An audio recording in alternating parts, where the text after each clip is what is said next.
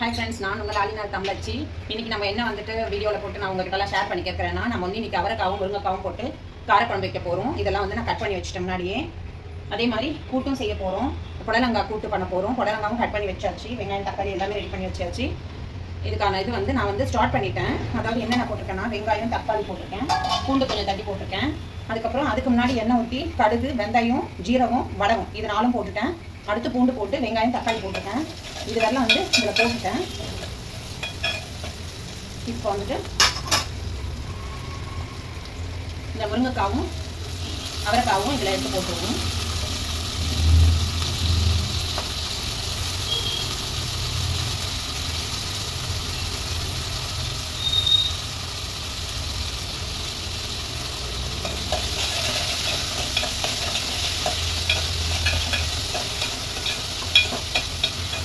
இதுதான் நம்ம இன்னைக்கு சாப்பிட போகிற லஞ்சு. அவரைக்காய் முருங்கைக்காய் காரக்குழம்பு புடலங்காய் கூட்டு அதான் சாப்பிட போகிறோம். அதுக்குள்ளே என்ன பண்ணுறதுன்னா நான் வந்து கடலைப்பருப்பு வந்துட்டு ஒரு கிளாஸ் எடுத்துக்கிட்டேன் கூட்டுக்கு, பாசிப்பருப்பு ஒரு கிளாஸ் எடுத்துக்கிட்டேன் கூட்டுக்கு. இது ரெண்டுமே ஒன்றா போட்டோம்னா கூட்டு வந்து ரொம்ப நல்லாயிருக்கும். அதனால இது ரெண்டு பருப்புமே நான் கூட்டுக்கு எடுத்துக்கிட்டேன்.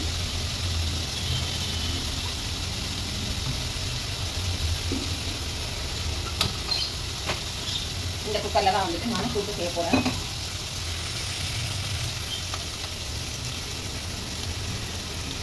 கூட்டுக்கு வந்துட்டு நம்ம வந்து செக்கு நல்லெண்ணெய் அதுதான் போட போகிறோம். செக்கு நல்லெண்ணெய் போட்டோம்னா நம்மளுக்கு வந்து ஆரோக்கியமும் இருக்கும், நம்மளுக்கு வந்து டேஸ்ட்டும் கூடுதலாக இருக்கும். அதனால கூட்டுக்கு வந்து செக்கு நல்லெண்ணெய் செக்கு தேங்காய் எண்ணெய் செக்கு தேங்காய் எண்ணெயை நான் வந்து இதில் சேர்த்துக்க போகிறேன்.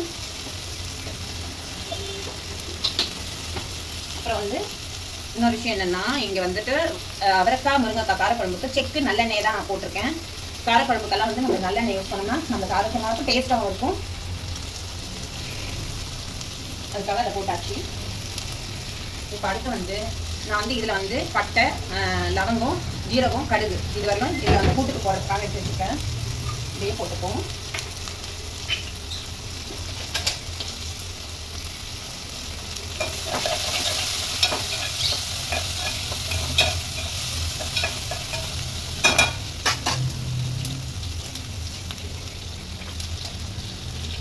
மஞ்சள் பொடி போட்டுப்போம்.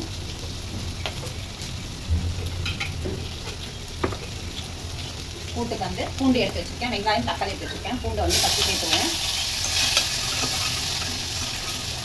அடுத்து வெங்காயமும் சேர்த்துருவோம்.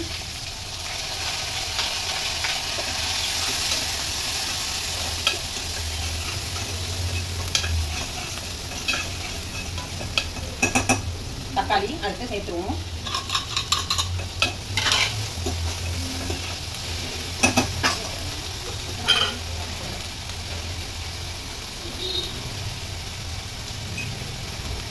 மிளகாத்தூள் வந்து 3 ஸ்பூன் போட்டுப்போம். காரக்குழம்புக்கு 3 ஸ்பூன் மிளகாத்தூள் போட்டு.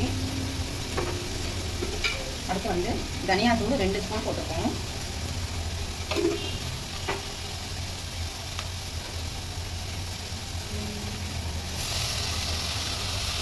கொஞ்சமாக தண்ணி ஊற்றிப்போம். ஏன்னா நிறைய தண்ணி ஊற்றினா கொஞ்சமாக ஊற்றினா தான் உங்களுக்கு திக்னஸாக குழம்பு வரும். நம்ம நிறைய தண்ணி ஊற்றிட்டோம்னா தண்ணியாக இருக்கும் குழம்பு. அதனால் கொஞ்சம் போதும். நம்மளுக்கு இன்றைக்கி வந்து திக்காக வைப்போம். கொஞ்சம் தண்ணி தான் ஊற்றிருக்கேன்.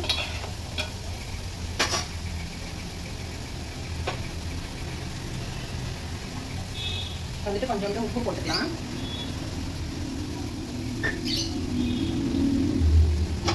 இது எல்லாமே போட்டாச்சு. இது வேகட்டும்.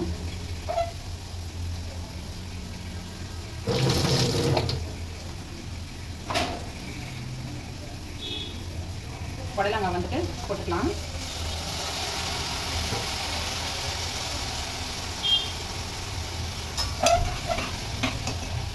இது வந்து நான் முன்னாடியே பற்ற வச்சதால ரொம்ப சூடு காய்க்குடி.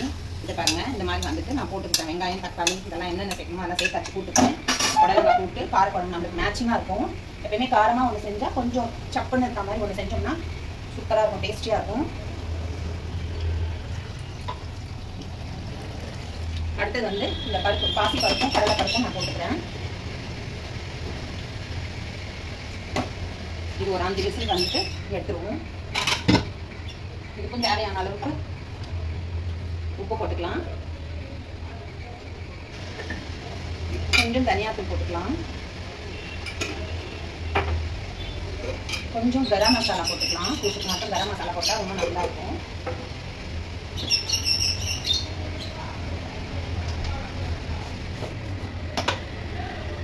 இஞ்சி பூண்டு விழுது கொஞ்சமாக போட்டுக்கலாம்.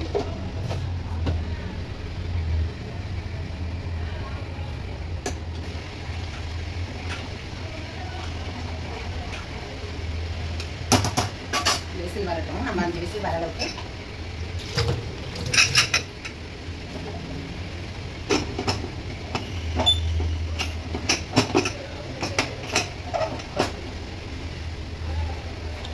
காரக்குழம்பு கொதிக்கட்டும். நல்லா கொதிச்சு முருங்கைக்காவும் அவரைக்காவும் காரக்குழம்பு புளி ஊற்றுற ஸ்டேஜுக்கு வந்துச்சு. இப்போ நான் வந்து காரக்குழம்புக்கு நம்ம புளி ஊற்றிடலாம். தண்ணி கம்மியாக ஊற்றுறதால நம்மளுக்கு காயம் வந்துருச்சு. நம்ம வந்து திக்காக வச்சிருச்சு. இப்போ நம்ம வந்து புளி கரைசல் ஊற்றிக்கலாம்.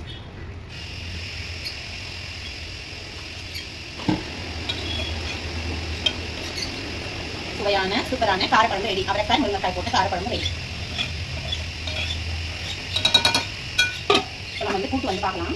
விசில் போயிடுச்சு.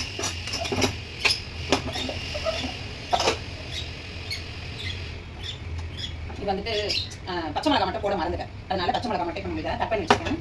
கூட்டில் போட்டுக்கலாம்.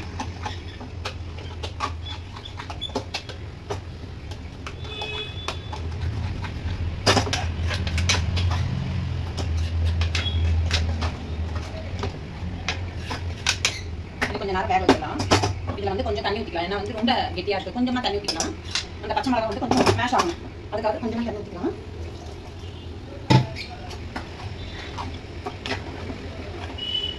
இப்போ பாருங்க கூட்டு வந்து நல்லா இந்த பதத்துக்கு வந்தாச்சு.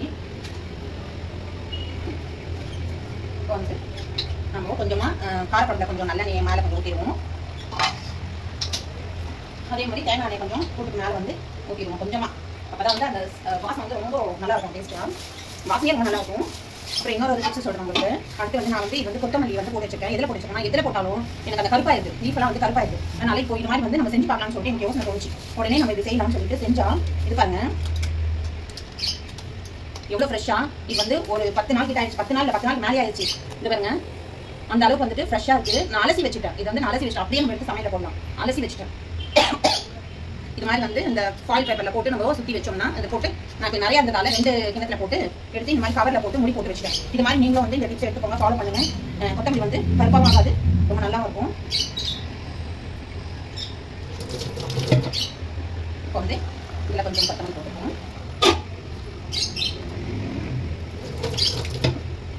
கூட்டுக்கு கொஞ்சம் கொத்தமல்லி போட்டுக்கலாம்.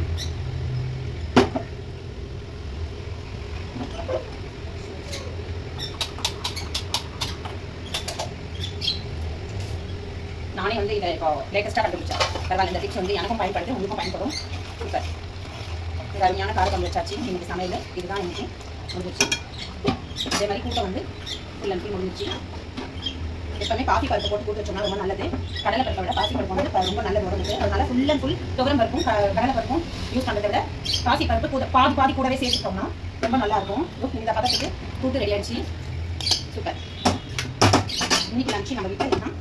Bye friends. உங்களுக்கு யார் யாருக்கெல்லாம் இந்த வீடியோ பிடிச்சதோ அவங்க எல்லாம் லைக் பண்ணுங்கள், ஷேர் பண்ணுங்கள், சப்ஸ்கிரைப் பண்ணுங்கள். ஆலினா தமிழச்சி சேனலுக்கு சப்போர்ட் பண்ணுங்கள். பாய்.